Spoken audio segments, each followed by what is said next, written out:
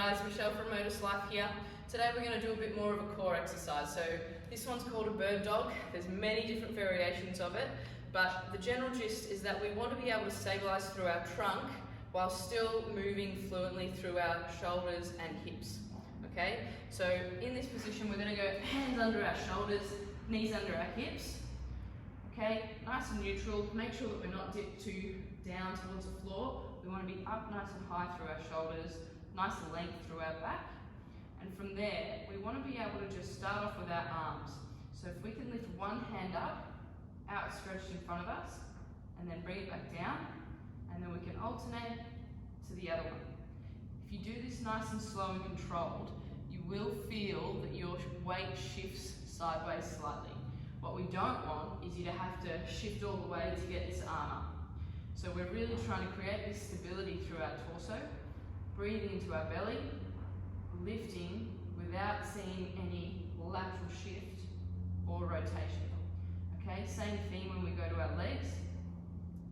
Nice broad contact with our hands, breathing into our belly, reaching that leg back.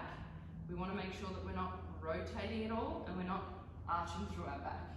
So nice and long, coming back in, and then we alternate sides and come back in. Once we get really good at this, you can start doing both at the same time. So we're actually going to do opposite arm to leg, bring it out in front, and then come back down. And we alternate sides as well, making sure again, no rotation, no shift side to side. This is really good for anti-rotation, so really good for your trunk stability when we're in a twisting motion. The next challenge apart from that is going a little bit further with our movement. So we can add some touches in. What we do here, arm and leg extended, and then as we come in, as neutral as possible through our back, bring our hand to our knee, and then come back out. Then we go wrist, and come back out, forearm, come back out, and elbow, and come back out. So obviously you're having to hold that position for a lot longer, and we're increasing the range of motion. So key is that we don't want to fold up right into a ball. We want to stay as long as possible. You will get a little bit more fold through your back, completely fine. We're just trying our best in the movement.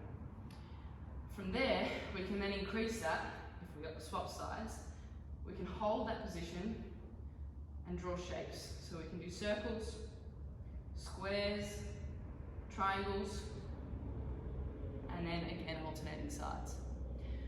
From there, the next step, we're actually going to do the same side, so same arm and leg instead of opposites. You would think this would be easier, it's actually harder. So again, we want to try and stop that lateral shift. You will have some lateral shifts, completely normal, but as much as we can, if we can be on one hand and one leg, and then again, add in those touches and draw some patterns. You will find this is quite challenging. One leg, one arm, draw some patterns, add some touches. You will shift, you will rotate with that one, but as you get better at it, you'll be able to breathe through it, control the movement, and really try and stay as neutral as possible